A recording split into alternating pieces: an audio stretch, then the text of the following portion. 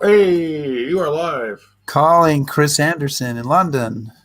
This is London, calling Rick Beyer in Chicago. Hey, this is Chicago. How you doing? I saw you were out at the Tower of London today. We were. It was terrific. There was nobody there. Actually, we walked right into the crown jewels and up Wow. and it's amazing going around places in London these days and there's just nobody there. So it was fun. Well, we want to welcome everybody to History Happy Hour, and we'll wait a moment or two to let people sign in and join us. So please do, if you're joining us here, please post and say hello and let us know that you're here. And as we get started with our interview today and get going, please put up any questions that you have as we go along.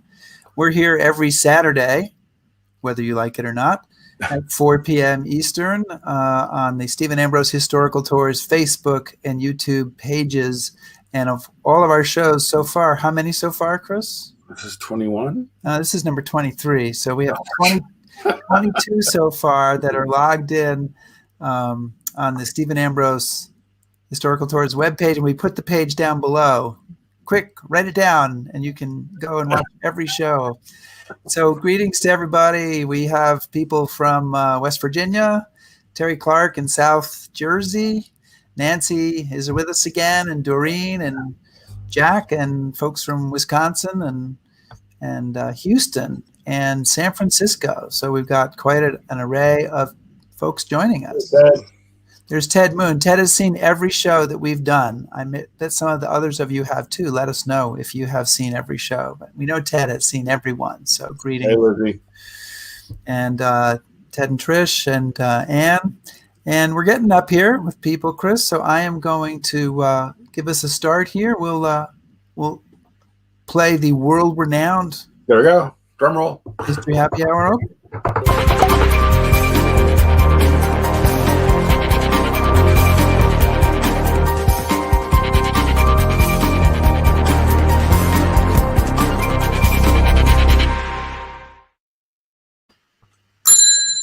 And the bar is open. Oh, done. At least you remembered it this week. I did. And I want to start with this day in history. Are you ready for that? I'm going to try. Okay. So it is 76 years ago today, August 23rd, 1944.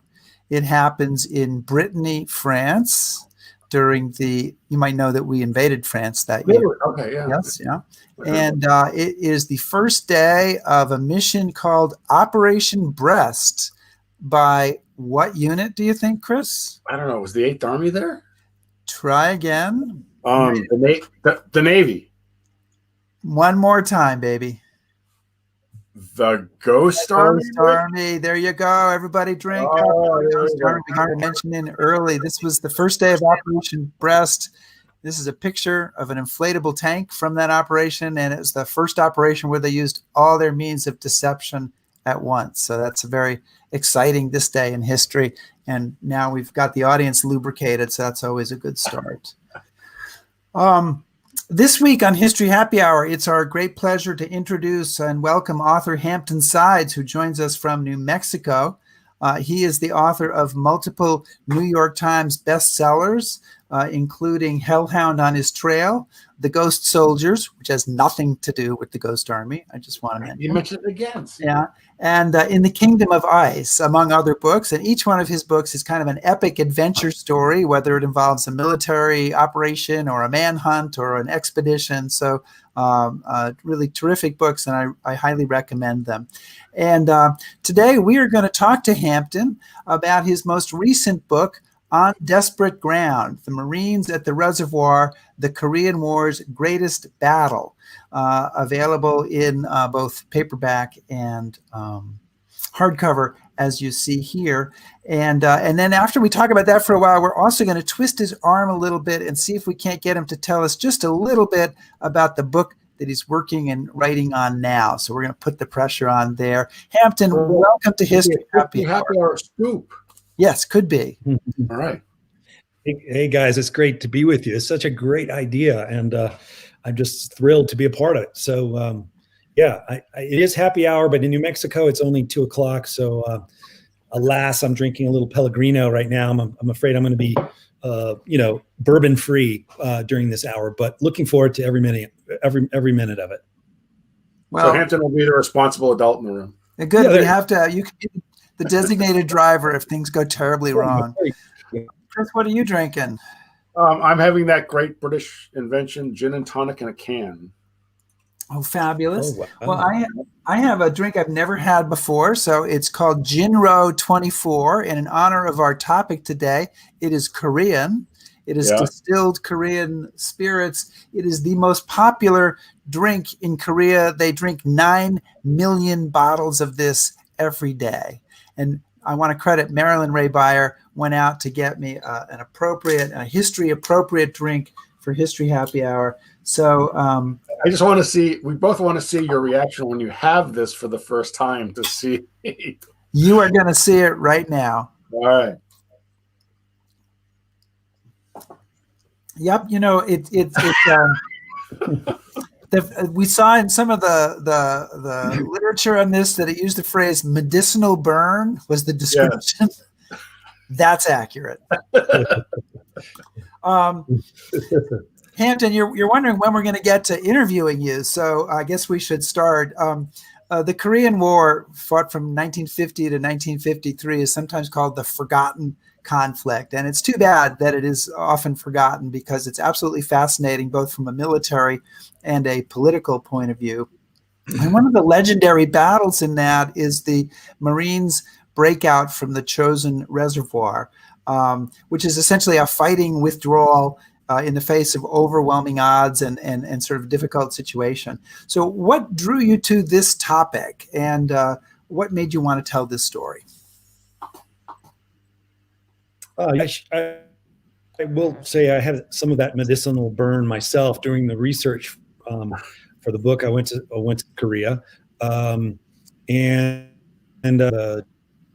it's strong stuff, but good. I don't know.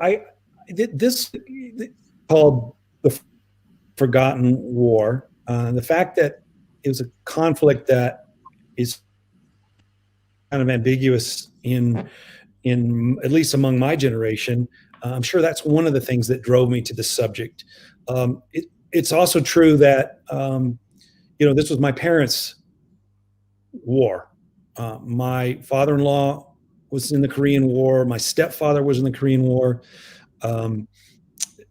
These are folks that unfortunately I've had to say goodbye to in the last few years. I wanted to understand what they were a part of. Apart from endless episodes of MASH, I really didn't have much of a feel for what Korea was all about. Why were we there? What was it? Just sort of an extension of World War II? Was it some sort of precursor to Vietnam? Was it?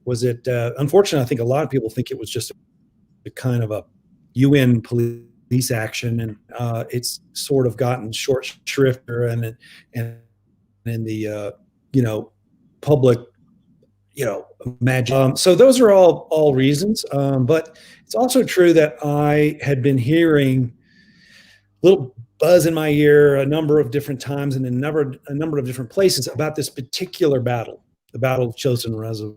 Really epic about it, really special about it, and the conditions under which it was fought. I heard of Chosin called Ghost Soldiers Army. And Buzz, can you hear me okay? Is the sound good enough? You are breaking up a little bit now. You're breaking up a little bit. Maybe you should try to click out and click in one more time here. Sorry that we're having this problem, folks, but it might be on my end, but I will. Hard to know. This is we had some problems last week too. Having such an international program, Rick. Yeah, I guess so. We're spanning the globe. We're pushing the technology as hard as we can. Maybe we need a new tech director. I'm going to bring him back. And there you are back. Yeah. Can you? We are hearing. Better? It's similar, but keep going. you were talking about why you write about this and why about Chosin Reservoir in particular. Right. I had written about the Battle of Bataan in the Philippines and the march.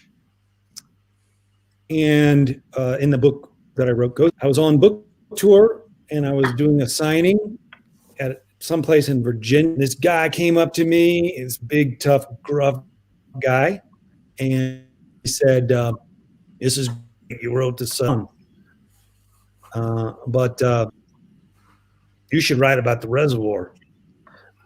And I was like, "What's the reservoir? I never heard of it." I also noticed that he was missing several digitips, hands, as he had suffered from, as so many of these men did. And I said, well, I just tucked that away and I filed it away. And, years later, I began reading about the Battle of Chosin Reservoir. Realized that it was not only an amazing battle in and of itself, but a kind of master key that unlocks an understanding of the whole war, the Korean War. All the principal characters are there. You have MacArthur, you have Mao, you have Stalin, you have, of course, Truman, and it all took place in 35 below zero weather in this wilderness of North Korea, frozen alpine, and it just had a epic quality. And even though it's maybe the most famous battle of the Korean War, most people haven't heard of it because it happened during the Korean War. So those are all things that drew me to it. That, and also, I suppose I'd done a number of books about men in extreme circumstances, extreme weather, extreme sort of men pitted again, and that true in this battle. The principal combatants are the Chinese and the American the Marines, but the third combatant becomes this omnipresent, all sufficient. How they survive it, how they deal with it, how it affects their psyches, their weapons. Just they try to prosecute a battle in those kinds of really unbelievable conditions. So that's sort of the background on it. Are we any better on sound, or are we picking up most of it? We're getting 95% of it. Yeah. And 95% of Hampton Sides is probably worth 110% of either of us. So that's good. Well, I really apologize. I apologize if it's on my end. I don't understand it's working when we. Yeah, we don't really understand it either. So some days it's great, and some days it's not, and some days it changes in the middle. So there's Chris in London, and he looks great, and there you go. I can't figure it out. We're talking though. We're talking. It's all good. So Hampton, one of the things that maybe you could touch on is us getting to the Chosin Reservoir, because of course there's a back and forth at the beginning of the war, and Douglas MacArthur, the man who I'll tear a new one in a little bit, launches this landing at Incheon, and we advance north to the Yalu River, and everything's just hunky dory. But how do we find ourselves in this situation where this battle is fought? I know as MacArthur's going north, he's told, don't piss off the Chinese, whatever you do. Mm-hmm. Mm-hmm. But we do. Well, we do. Yeah. I think that the first third of the book is a deconstruction of a massive intelligence failure and a massive leader. Like, we shouldn't have, the two armies should course. Signals were missed. Ultimately, it becomes a question of hubris, of a very gross and grandiloquent MacArthur. His career, a little past his expiration date, smelling ultimate victory, and getting and not understanding the risks that the Chinese army pose, truly. Classic early example of, what do we call it? Asymmetrical warfare, like this peasant army threat. They didn't have artillery, they didn't have an air force, but they were this guerrilla army that could move at night and could preserve the element of surprise and lived off the land. And they had numbers. Boy, did they have numbers. Mao was willing to just send hundreds of thousands and hundreds of thousands of his men into battle. So this collision happened finally at the Chosin Reservoir, and MacArthur just he just didn't seem to see it coming. And then once and the intelligence really finally did come in, he ignored it. He just didn't want to hear it, and he had surrounded himself perfectly with these sycophants and yes men in Tokyo, where his office was. He was an absentee commander. He didn't battlefield. He only heard what he wanted to hear. To hear was go to the Yalu, go to Yalu. When the Yalu River, of course, that separates the border from China. When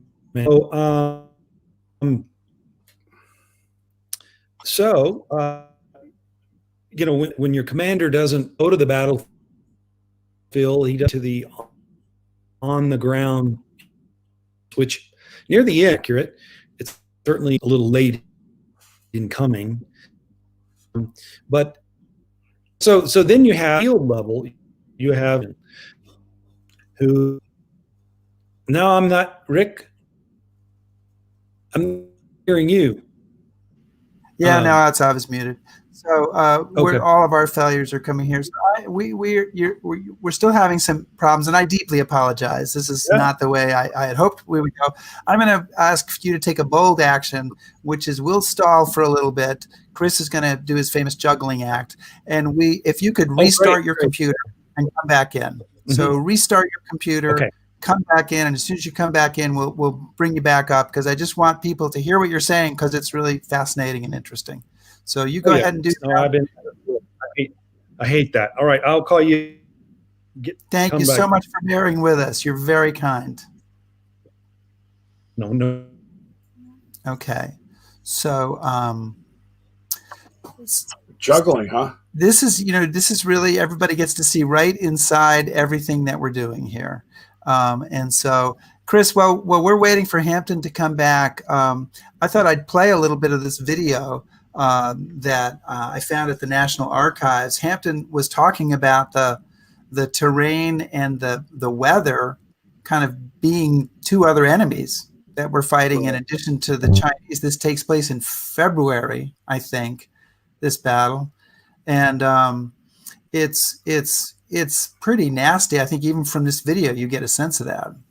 Oh yeah, I mean it's inconceivable. I mean, as you're reading Hampton's book, I mean he talks about interviewing these guys that grew up in Wisconsin in cabins, and this one Marine says, "Oh, I thought I knew all about the cold until I went there," and the descriptions of the cold at the Chosin are so extreme that they're almost unbelievable.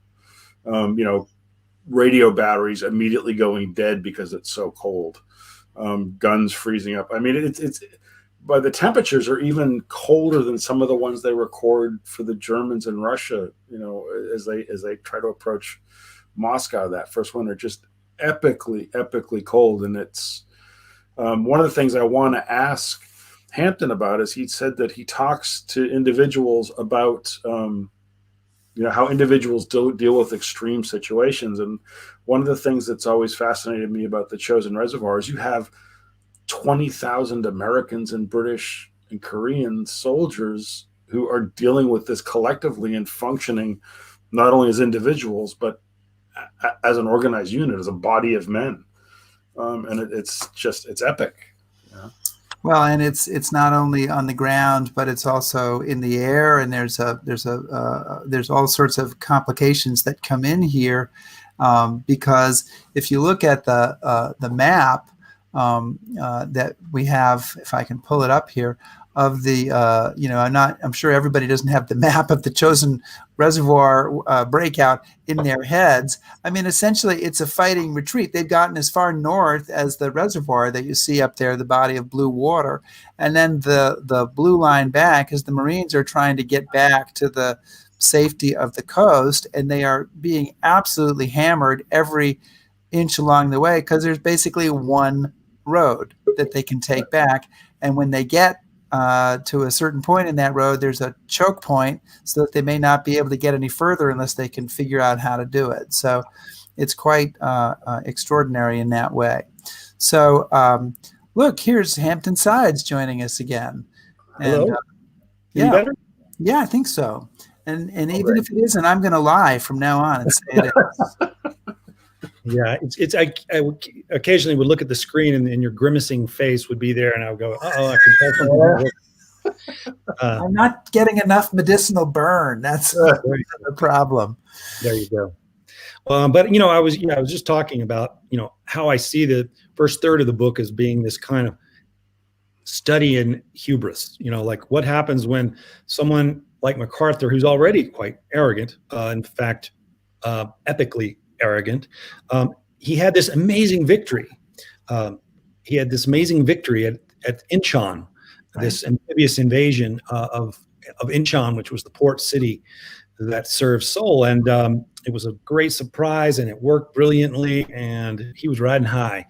And he took Seoul very quickly and got back to the pre-war border of the 38th parallel very quickly.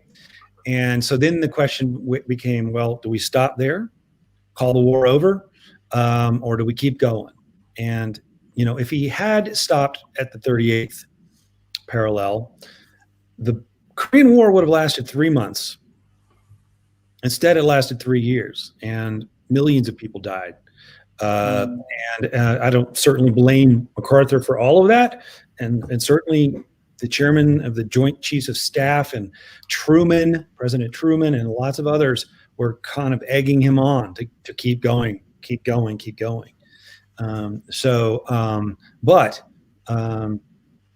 ultimately, MacArthur is the most responsible for those lives that were lost in the battle. How's the sound now? Better? Yes. Yeah, it is actually better. It is better. Chris, All keep right. going. You're on a roll. Well, one of the things that, and this might be digging a little bit too deep, Hampton, but and I'm certainly showing my bias, but MacArthur, the man is an idiot, and now, Chris, say what you think. Okay, don't hold back. I mean, you have this wonderful quote in your book: "A man with a solid regard for his own divinity." And one of the things, I was thinking about this all the time because on my trips, when we do the Pacific War tour, people ask me about him. When I was editor for World War II magazine, I get questions about him. How is he allowed to continue to occupy his place on the stage? And in World War II, it's the same thing. And then in Korea, and I guess, so that's me ranting. But I guess my question would be more, how do you think it is that we got our command so epically wrong in Korea, from MacArthur to Almond? This, we had just won World War II. We have George Marshall. We got some bright guys. We know how to fight wars. And then, boy, you read about Korea and you just kind of shake your head and say, what just happened? Well, a couple of things. One is that you have to remember that MacArthur is a pretty busy guy. He is running the occupation of Japan and the rewiring of that whole society. And, most historians think that was his finest hour. He really sort of became the emperor. It was a role that he was It's been his whole life thinking he was the emperor. Well, now he really was the emperor. And he, brought some modicum of democracy and turned it into a republic and rewired that whole society, and was actually doing a brilliant job at that, and was quite suited for that role. But he was busy. And then, this thing erupts over there on the peninsula, and he's not sure really what to make of it. He doesn't think it really amounts to much at first, and he said we can whip them with one hand tied behind my back. This is going to be easy. Well, I think everyone had underestimated the extent to which Stalin had armed North Korea, had there were advisors, there was artillery, there were tanks, trained those armies of the North, and they steamrolled over Seoul in 3 days and were really on the verge of taking the entire peninsula. So we had to scramble. I think the other thing that's important to realize also is that there was still this kind of bias within the American view of the world, that Europe is what mattered. Yeah. Europe was, in World War II, we had to win in Europe first before we then took care of the Japanese. And I think there was this, a dearth of information, a dearth of expertise pertaining to Asia. And MacArthur, had spent most of his professional career in the Philippines. He lived more over there than he had in the United States. And there was therefore kind of a deference, like, well, if MacArthur says this, and he thought he was this expert on the Asiatic mind and, the way they think over there and what armies are really like. And he thought he was an expert on China. And so they would defer to him. And he was very persuasive. He was very eloquent. He was brilliant in a lot of ways. He was also, I agree with you, Chris, he was also an idiot. But he was brilliant, in the way he framed his arguments. And he was just like an incredible salesman for his own ideas and his own strategies. But he was also kind of this general from the past. He was like an old world general from like the time of Napoleon. He thought in broad strokes and spoke of anvils and, pincer movements, and he made war sound heroic and majestic. And he didn't really understand, however, that an army, a guerrilla army, could inflict that kind of damage on a modern mechanized army. And so you kind of had that really kind of certainly also an element of racism underneath all of that. Sure, yeah, I would say, the Chinese aren't, they're not brave. They're not going to fight against us effectively. And so all of those elements are in play, I think, as you lead up finally to the actual battle. I want to remind everybody that you're watching us on History Happy Hour, and we're talking to Hampton Sides, the author of Desperate Ground, The Marines at the Reservoir, the Korean War's Greatest Battle. And if you have any questions for Hampton, please put them up in the comments area, and we will try to get to them. And Hampton, you can be assured that you are now coming through much, much better. And so we'll keep that solution in our back pocket for the next time that happens. And I want to talk a little bit about the conditions again, because you had started to get on that, but we were having trouble hearing you. But before I do, it seems worthwhile to mention you in your book. There are MacArthur and his chief of staff, a general named Ned Almond, who also commands a corps fighting on the peninsula. They do not come off very well. And I think Ned Almond probably doesn't come off well in any book on the Korean War that I've ever read. Or World War II, for that matter. But he is a sort of a yes man, sycophant, and joins MacArthur in ignoring the intelligence. But there is a general who comes off very well in your book, and he is the commander of the Marines at the Chosin Reservoir, and his name is O.P. Smith, sometimes called the Professor, which I think is an interesting nickname. I always thought Marine generals were supposed to be called Mad Dog or Chesty or something like that, but he's the Professor. Tell us a little bit about him and why he is one of the heroes of the story. One of the heroes of the story, and also one of the generals who's just absolutely revered by the Marine Corps, and yet someone that most of us probably never heard of. he was called professor because he was an academic. I mean, he had gone to Berkeley of all places.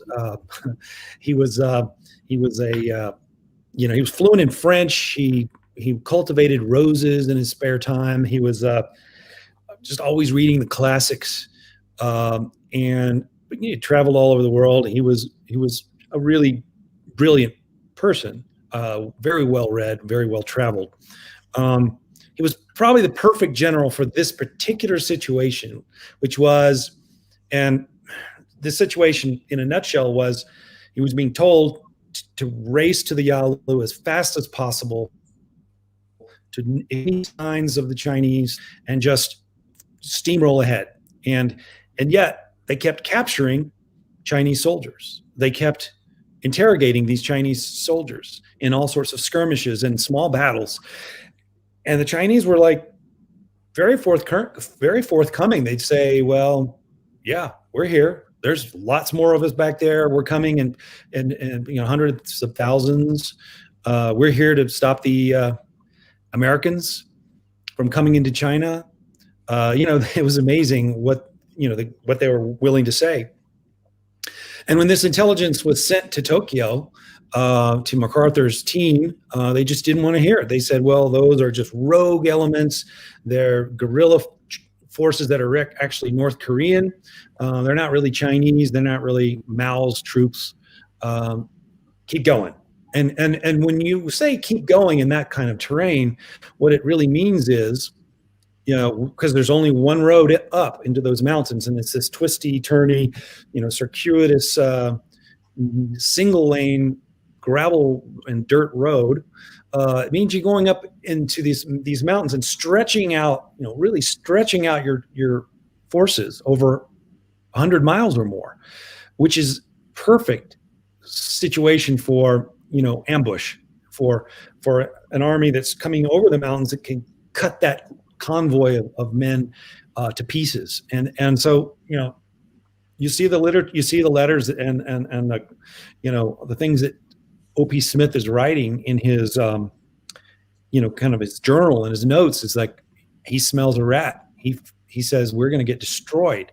We're going to have to start taking a lot of precautions. And so he's really trying to thread the needle between getting a command to march north and his own instincts, which are to hunker down, to protect his division, to stockpile weapons, to figure out where he can have an airfield and get airplanes up into those mountains.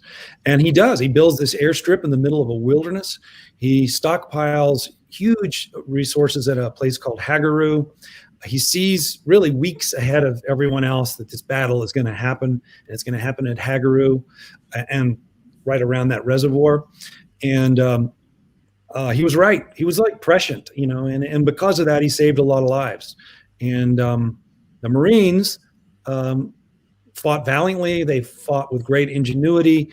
The first few days, they just held on for dear life because they were getting attacked from all sides. They were completely surrounded by Mao's forces. But they pulled all their troops together into this kind of enclave at Hagaru, and then they fought their way out. And one of the things people say is like, why is this battle so popular and so famous when it was really it was a retreat? And of course, what he said was, famously, O.P. Smith said, "Retreat hell, we're just advancing in another direction." Or no, sometimes he said, it's also quoted as saying, we're attacking in another direction. And what he really meant by that was when you're completely surrounded by overwhelming numbers of an enemy that wants to kill you, movement in any direction is going to be an attack. They had to fight every step of their way back to the sea. And they fully expecting they would get to the sea, and then they would hold that position maybe through the winter because he thought they could stay there. He thought they could dig in and hold out for the winter, and then maybe contemplate a new campaign in the spring. But that's not ultimately what happened. What ultimately happened is they all left in this enormous sea lift operation, the Hamhung evacuation, which is, it's like Dunkirk. It's this massive emergency sea lift evacuation where all these men, not just the Marines, but all the Army and UN forces were removed to the south to regroup, which they did, and it was very successful. So, Rick, do you? I know Jeff has got a question. Do you want to let that one go, or shall I go now? Let's bring it in. Yeah. So Jeff asks, why isn't the U.S. Army east of Chosin recognized? They reached the Yalu and the USMC did not. And just before you answer that, I'll throw up a map, another map, and say, here's the Chosin Reservoir. You can see that the Marines, who are in blue here, they're the blue line, with the Chinese being in red. The Marines are to the west of the Chosin Reservoir, but there is an Army group up there to the east, or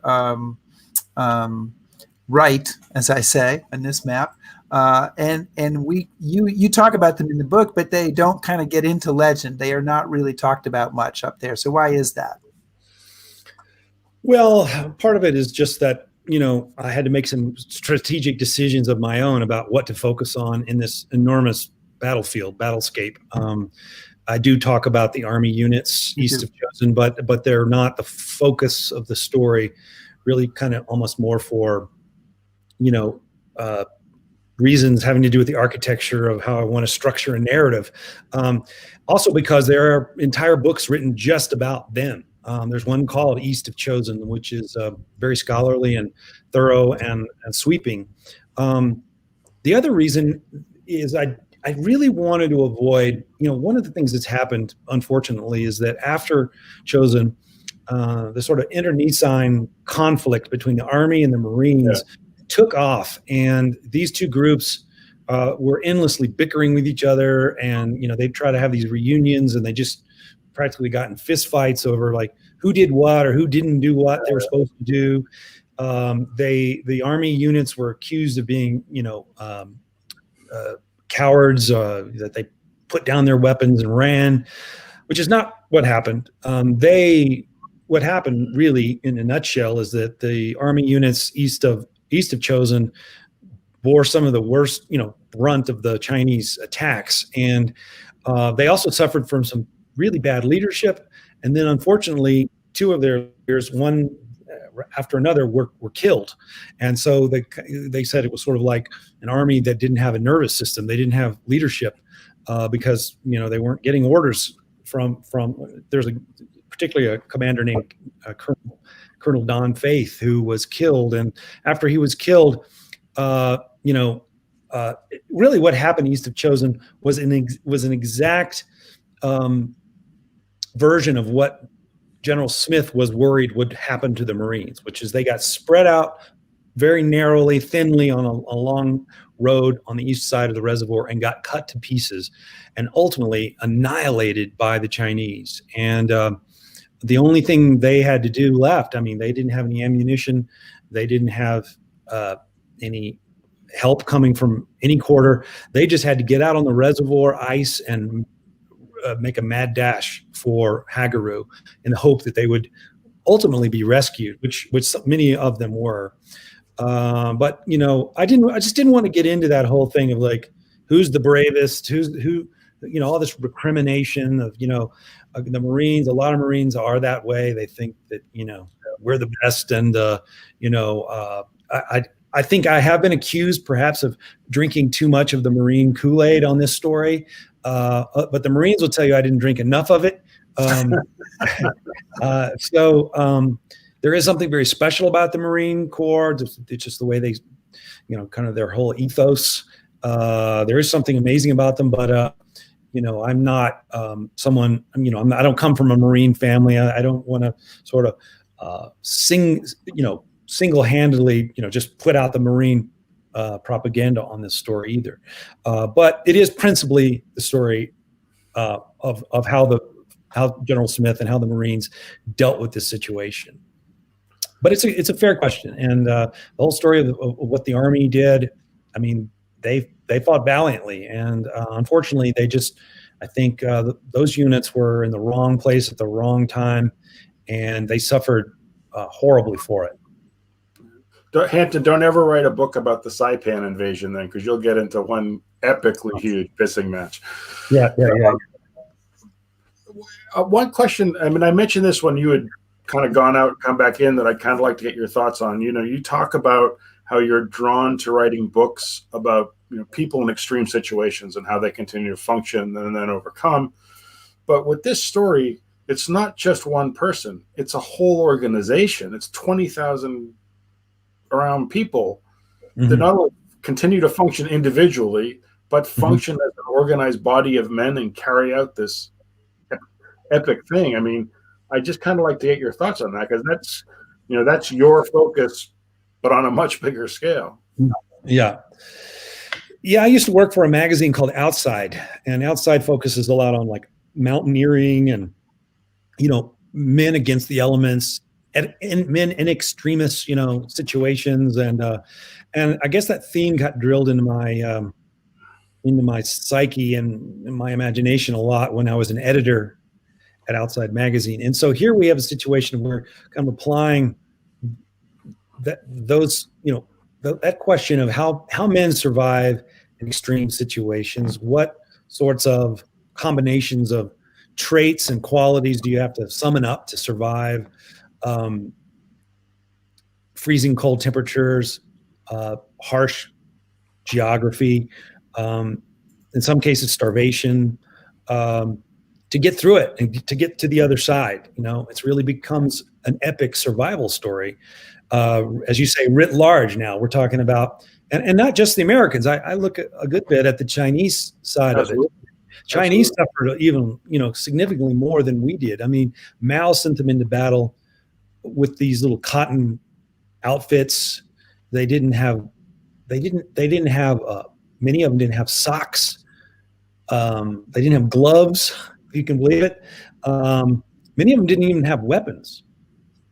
They were supposed to, like the first wave was supposed to attack, they get mowed down, and then the second wave would come along and pick up those weapons of the first wave and so forth. Mao was certainly willing to accept casualties on a level that we would find to be, just obscene. So I'm interested in how they did survive, and certainly, but a lot of times religious faith comes into play, or sense of humor.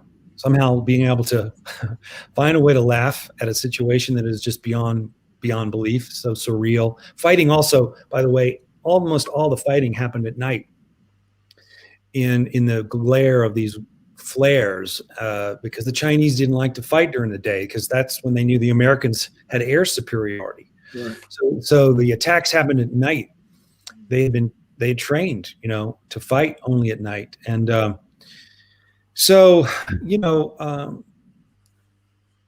leadership certainly plays a big part of this, down at the field level, platoon level. This is the kind of stuff that Marines really excel at. Just thinking like in small units and looking after your platoon at all costs, and never leaving a man behind. And this notion that every man is a rifleman, it doesn't matter, from General Smith on down. The clerks and the drivers of trucks are riflemen. When the shit hits the fan, if I can say, I don't know. This is a family hour, but everyone has to pick up a rifle and fight, and we're all equal in the before the exigencies of battle. That ethos permeates the Marines and certainly accounted a lot for their success in this battle. There are many stories in your book of personal heroism and bravery, and just looking again over the pages this morning, I found at least 3 about people who had been awarded the Medal of Honor, and there probably are more medals of honor chosen than just those 3. There is also an episode in the book where, under some very desperate circumstances, a Marine captain orders the execution of a couple of dozen Chinese prisoners, which is carried out.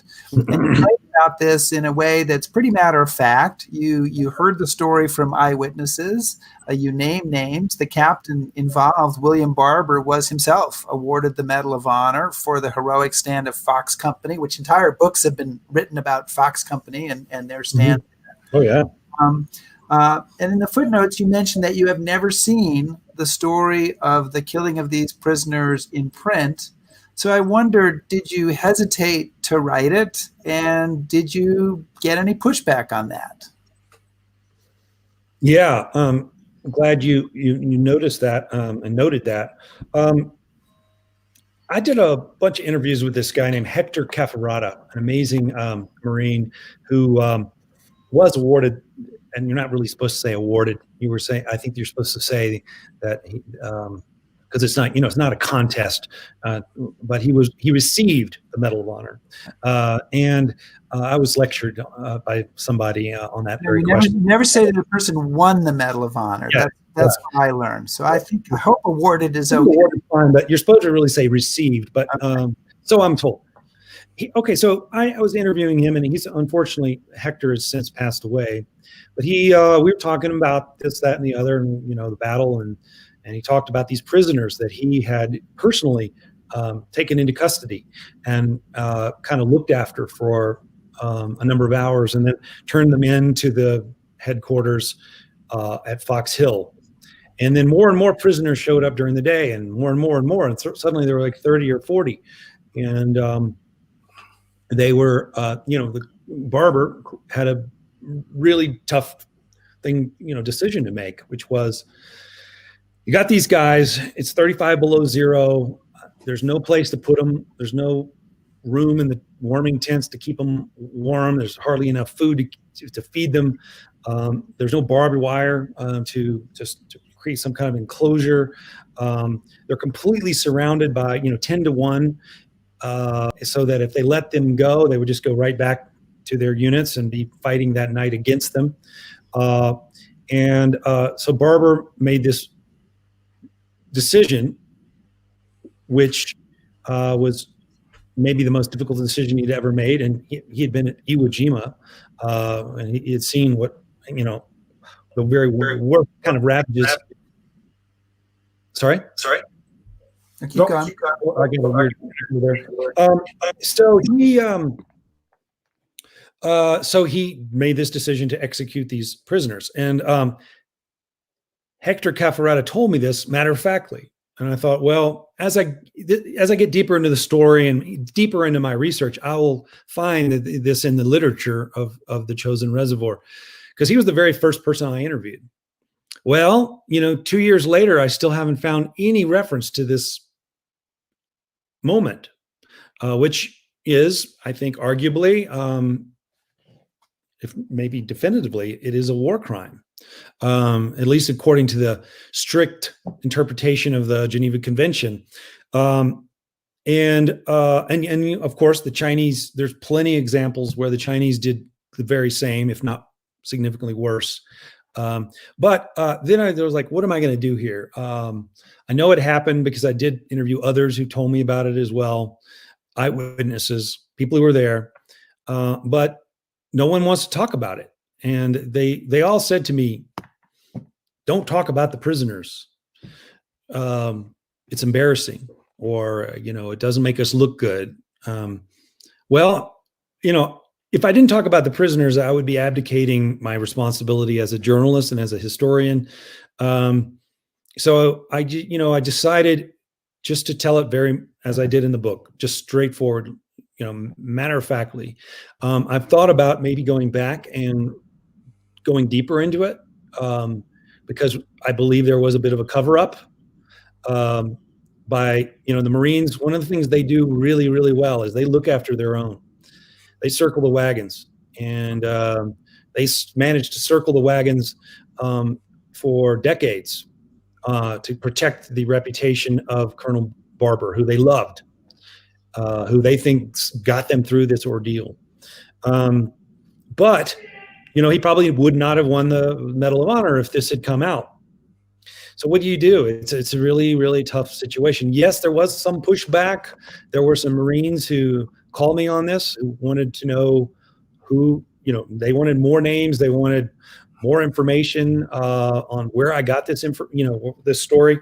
And ultimately, I showed them that it was incontrovertible. I mean, yeah, this happened, and they went away.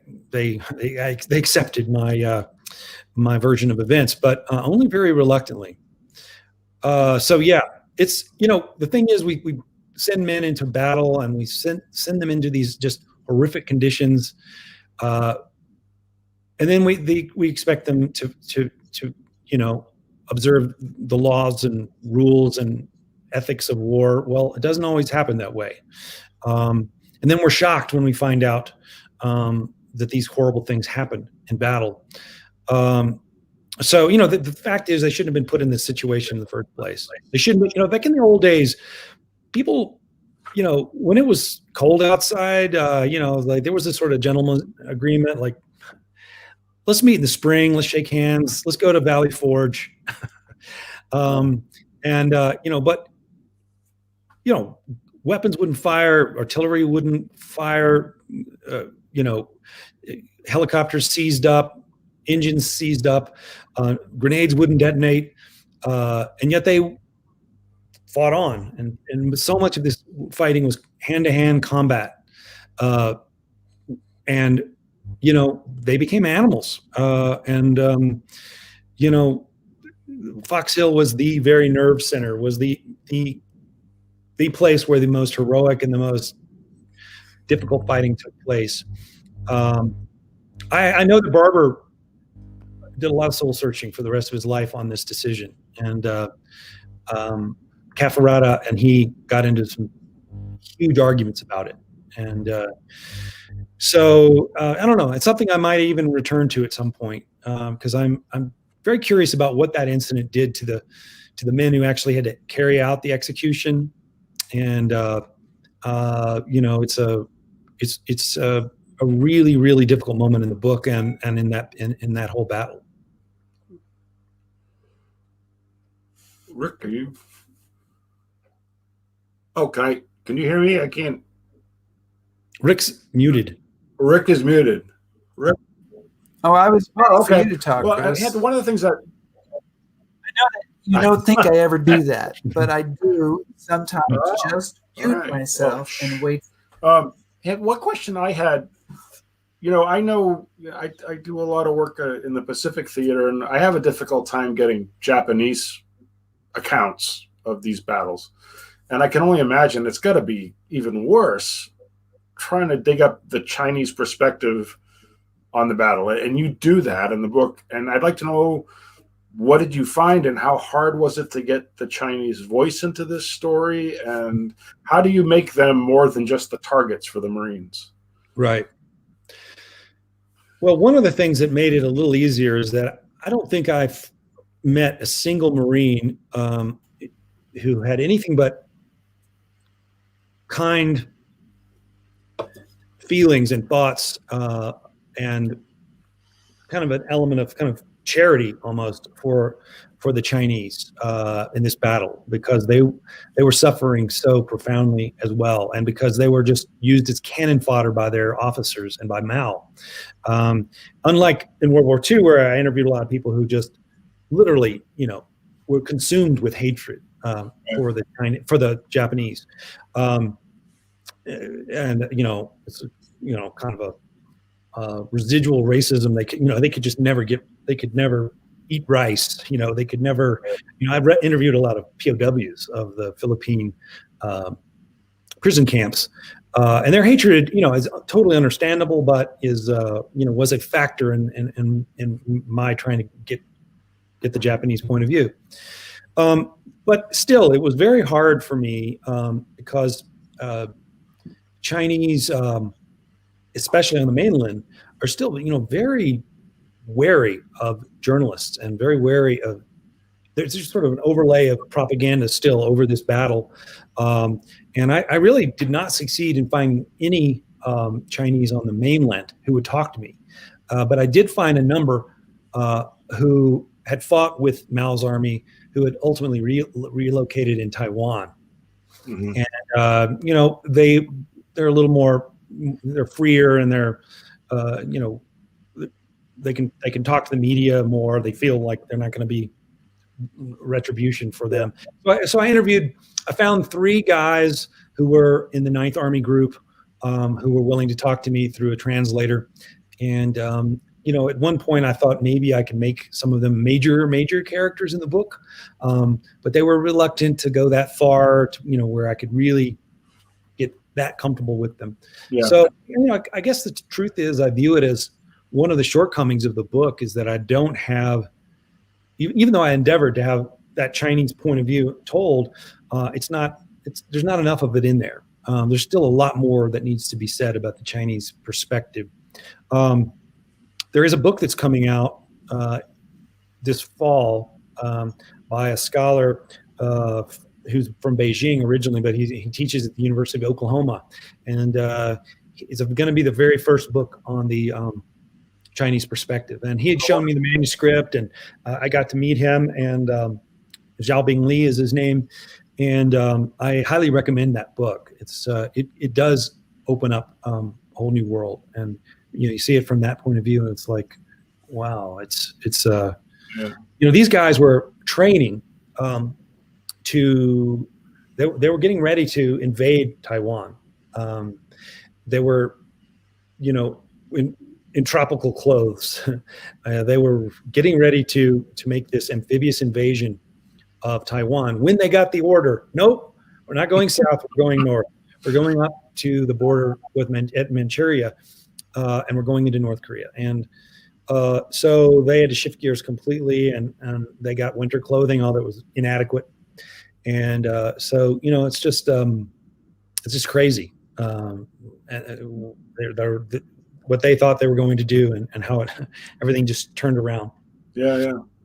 So we are, of course, it's typical that the author is the one finding fault with the book, and saying, well, this is the deficiency and this is the thing that's wrong. And I think, speaking for the many people who've read the book, it's far outweighed by what's right in it, and the varying points of view and the stories. So many amazing stories. We didn't even get into the Air Force, the Navy pilots, the fantastic rescue mission of Tom Hudner. And so there's just so much here, and I would highly recommend this book. We have a few moments left, and I think we'll go a few minutes long, but we won't go much long. But we did think we would try to twist your arm behind your back and ask you what you're working on now that might be of interest to people when it comes out, because I know you're hard at work on another book. So what can you share exclusively with the History Happy Hour audience? Well, so my wife said to me, why are you always doing these stories that take you to Siberia or Korea? And why are you writing all about these cold climate adventure stories? And my book In the Kingdom of Ice took me to way above the Arctic Circle into these islands north of Siberia, and it's like, I'd like to come with you on some of your research trips. and it's like, you're right. I do have I should theoretically can be in control of the stories I choose to tell. So I had always been fascinated with the stories about Captain James Cook, the British navigator, not Captain Hook, not Captain Crunch, but Captain Cook. And you already had to do some explaining here when people ask you about it. Yeah. Some people's like, you're writing about a pirate? Yeah. And so I started looking into Captain. I'd been to Hawaii. We'd been to the Big Island where he was murdered. I was trying to figure out, was there a way to tell the story that's not like a big cradle to grave, massive anvil of a biography of Captain Cook? And my wife said, well, why don't you just pick one of his 3 voyages and that narrows the aperture much more, and it starts to seem like an adventure story. Seems a little more condensed, and I said, well, let me look at the 3, and I started researching it a little bit. And I was like, it's the third voyage, the final voyage, and one of the reasons it's the best story to tell is that I'm an American historian, and it's by far the most American of his voyages. It started in 1776, in July of 1776, while the Hessian troops were amassing at Plymouth to come over to put down the rebellion. Cook and his 2 ships, the Resolution and the Discovery, were getting ready to leave on this voyage, the purpose of which was to find a Northwest Passage over Alaska. To go, they knew there was ice up there, but they really didn't know how much, and they thought they could go over Alaska and over Canada and find a trade route. But to do so by going, through the South Seas, and go through places like Tahiti and Tonga and Hawaii. Well, they didn't know about Hawaii yet. Hawaii had not been discovered by Europeans. Of course, the Polynesians had discovered it, but that's the other reason why it's such an American story, is that on their way to Alaska, they stumble upon this archipelago, this amazing place that we now, we call Hawaii. Then they go up and map the entire Alaskan coast and nearly get caught in the ice in Alaska. It's winter's approaching, and Captain Cook says, well, where are we going to spend the winter? We got to go somewhere. That place Hawaii, that was really nice. Why don't we go back there and spend the winter? And they do. And of course, that's his demise. He is ultimately through a kind of an escalating series of miscommunications and misunderstandings. There's violence, and he's ultimately murdered. He is baked and possibly eaten. That's endlessly debated of whether he was eaten, or at least ceremonially eaten. So we might have some recipes in the back of the book. Is this the origin of the phrase "cooked"? Yeah, exactly. That is the origin. Who knows? Maybe he deserved it. And of course, since I started working on the book, that we've had this historical reckoning with historical figures here in this country, but also all over the world, conquistadors and conquerors of various sorts, and sometimes explorers, as explorers are being precursors to colonization. And Cook has been very much a target of this rethinking and this sort of hitting the reset button. Statues have been coming down all over Australia, New Zealand, all over Polynesia, and the Cook Islands. They're going to change their name to something else. I don't know. They don't know what it's going to be. So all of this to me is fascinating and interesting. It makes the book sort of more current, more controversial, and a little bit more resonant. So, but it is kind of an interesting time to be thinking about and writing about a figure who is being re-examined so thoroughly, even as I'm writing. But anyway, that's what I'm working on. I'm just having a ball with it. Snuck in a trip to Tahiti with my wife, and also a trip to New Zealand before COVID set in, and now I can't seem to go anywhere. I need to get to England. I need to get to Alaska. I need to get to Hawaii, of course. But that will come. Right now, I'm just hunkered here in my office, writing as fast as I can with what I have so far, and it's a fascinating topic for sure. I'm really enjoying it. Well, Hampton Sides, thank you so much for joining us today. And despite our relatively brief audio problems, absolutely fascinating interview. And you talked really honestly and thoughtfully about so much. And I'm sure we all await this book. We're sorry to have taken away a few hours of your writing time to prevent you from getting that out faster. So we so appreciate your joining us today. Yeah, likewise. It's been a real pleasure. Fantastic. We've been talking to Hampton Sides, who's the author, of course, of On Desperate Ground. And it's about the Marines, the reservoir, and the greatest battle of the Korean War. Chris, he's terrific. Tremendous book, guys. It really is. It really, and just some very thoughtful moments there in that interview. And we've got a few minutes long, but we do have a couple of more things to touch on for those of you who want to stay. So I'll hand it over to you. Okay. Do you have that one picture? Whatever you want, Chris. You just have to. Douglas Drysdale. Yes. So one of the characters that appears in Hampton's book is Lieutenant Colonel Douglas Drysdale. There's a picture there. And as many of you know, I have a great deal of interest in Great Britain's military history and their contribution. And there were British soldiers at the Chosin Reservoir. Colonel Drysdale commanded 41st Independent Commando at the reservoir. It was a force of 200 or 250, depending on what you read, Royal Marine Commandos that had deployed to Korea as part of the United Nations effort. They've been involved in a few of the commando operations prior to going to the Chosin, and they're attached to the Marines there.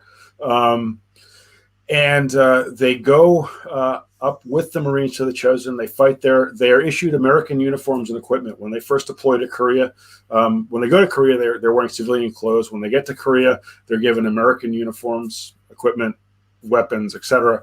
But being Royal Marine Commandos, they refuse to wear helmets, and they wear their green berets. And they had a reputation amongst the Marines at the Chosin for for shaving every day, even amongst the extreme cold. Wow. And my connection to the story and why this kind of came to me when reading the book is many, many years ago, right after college, I had came to England to interview veterans. And I was taking a train to Portsmouth one day, and I was reading a book about the First World War because I was going to meet a First World War veteran. And this elderly gentleman got on the train with me, and he was dressed as the central casting figure of a British gentleman, tweed jacket and mustache and regimental tie. And he had his Royal Marine veterans pin on his lapel. And for about 2 hours, he talked to me about what I was doing and my interest in history and World War I and all of this. And so all of a sudden, we pull into this one station many hours later, and he says, well, best of luck. And he goes to reach out his hand to me. And he has he has cufflinks on his shirt with the EGA, the Eagle, Globe, and Anchor, the American Marine Corps logo on his sleeve. And I must have had some reaction to that. And he said, oh, well, I'm an honorary Yank. And I kind of stuck back, and this whole just took moments. And he said, I was at the Chosin with your blokes. That Marine detachment had suffered 50% casualties. Of the 200 men who went up, only 100 came out. He was one of them. He shook my hand, and he left the train. And as he left the train, he said, Semper Fi. Wow. And when I read, and I kind of held that story close. And then when I read Hampton's book, I went, wow, amazing. Well, wow. I think on that note, we have to, and we're only running 8 minutes behind. We have to wrap up this edition of History Happy Hour. But it's been a really incredible hour talking about the Korean War with Hampton Sides. I know Chris Anderson and I have both appreciated that. And I'll just say very briefly that next week we are going to be talking to our friend Jerry Propakovich. I should say Dr. Gerald Propakovich, yes. Who is a Civil War historian. And we're going to be talking about Lincoln as an Army commander. And so why don't you think about that? And we'll be posting the reading list tomorrow. And think about that. And it'll be an interesting conversation to talk about Lincoln's role in commanding the armies during the American Civil War. And Chris, I'll give you the last word. Stay safe, everyone. God bless.